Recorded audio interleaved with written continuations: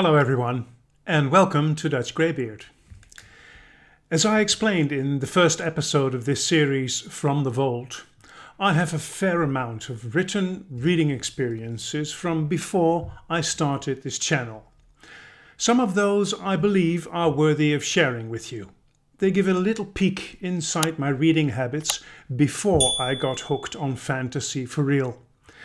For today's episode, I will dig up my reading experience from The Secret Magdalene by Longfellow. Longfellow became one of my favorite authors after I had read her book, The Secret Magdalene. From then on, I read most of her novels. The only ones I haven't read are the first two novels that she initially published under the name of Pamela Longfellow. These are China Blues from 1989. This is a historical thriller set in Chinatown of San Francisco in 1923. So this one I haven't read, and this is republished under her name Longfellow. But still looking very much forward to reading this one. The second book she published under Pamela Longfellow is called Chasing Women, which is from 1993. It's a murder mystery set in New York in 1929. I don't have a copy of that book, unfortunately. Hopefully I will get my hands on one. There's a gap in her publishing career until 2005, when under the name Longfellow, for the first time, she published The Secret Magdalene, her most famous novel. After this one, she published Flow Down Like Silver. After this, she published sort of a horror kind of novel, Houdini Heart, which was published in 2011. This is the least favorite for me of her works. And then 2 years later, in 2013, she published Walks Away Woman. This book she had already written earlier in 2002. Next to these novels, she published 4 Sam Russo mystery novels. These are Dead on the Rocks, The Girl in the Next Room, Good Dog, Bad Dog, and Shadow Roll.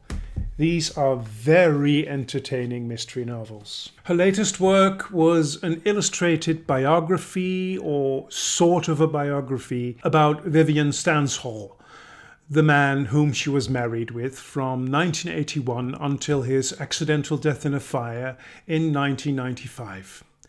Longfellow herself passed away in 2022. I read The Secret Magdalene with 427 pages in March of 2009, and I was enthralled by it. In my 2 videos, my favorite books of all time, this novel ended up in second place. Here's what I wrote about this unique book. There may be minor spoilers up ahead, but I avoid big reveals. So if you really do not want to know anything, now would be a good time to stop watching this video. If you just want to satisfy your curiosity, keep on watching. I have rarely underlined sentences as extensively as in this special novel. It is once again a genuine 100 points out of 100. This story is, in short, a retelling of the life of Yehoshua, or Jeshu, the Nazarene who we know better as Jesus. The story is told from the perspective of Mariamne Magdal-Ida, who we know as Mary Magdalene. The language in this novel is beautiful. It is poetic and masterful. The depiction of society around the beginning of our era is very realistically drawn. Also, the book has a deeply philosophical slant.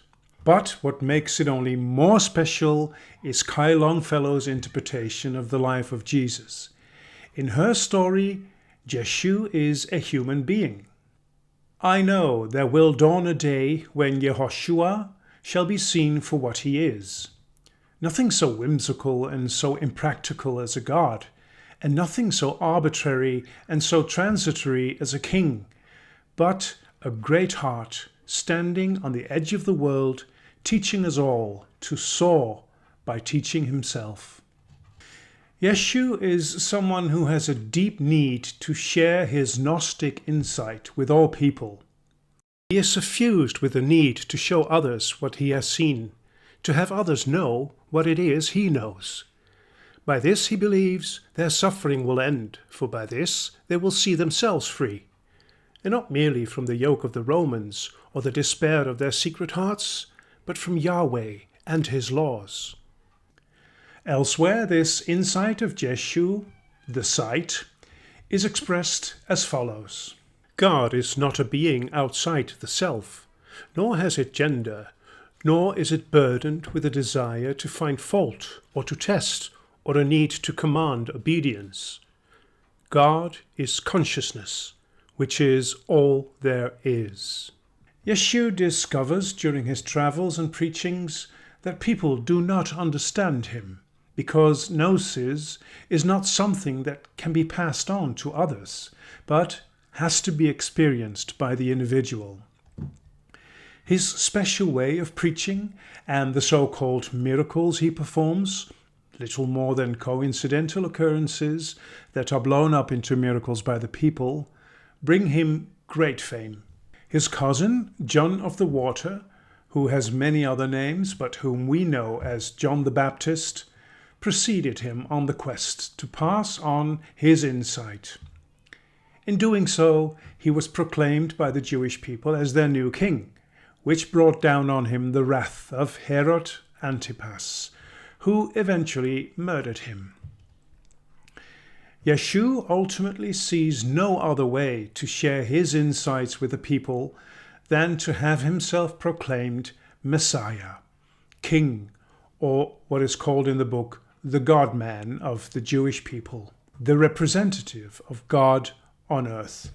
Yeshu does not believe at all that he truly is all this, but he sees no other way to get through to the people. The Messiah is announced by a number of prophecies.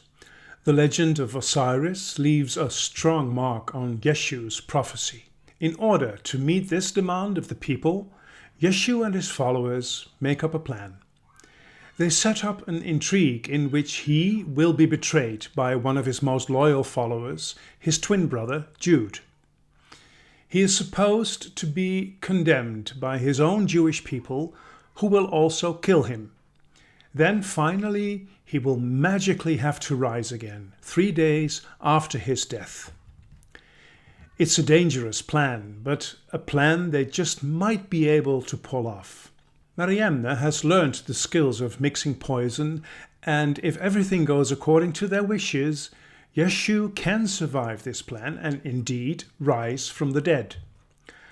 I will not mention the masterly way the author brings her story to a conclusion. The story by Kai Longfellow is full of so-called explanations of knowledge from the Bibles, from historians, sensation seekers, and what have you. For example, the characters of John the Less, John the disciple of Jesus, and Mariamne Magdalene are one and the same. Mariamne lives a double life for a long time as a woman and as a man, in order to be able to study and develop herself in the Jewish society at that time.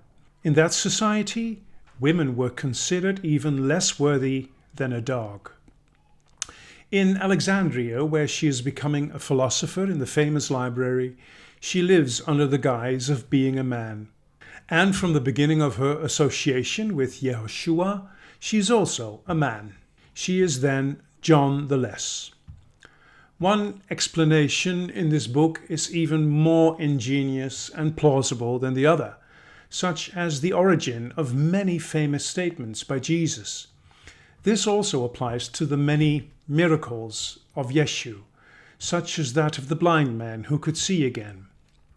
The eyes of a deformed and blind man are smeared with mud by Yeshu, while he says, "There are some things that cannot be undone, but there is this thing that can be done, and it is greater than eyes that see.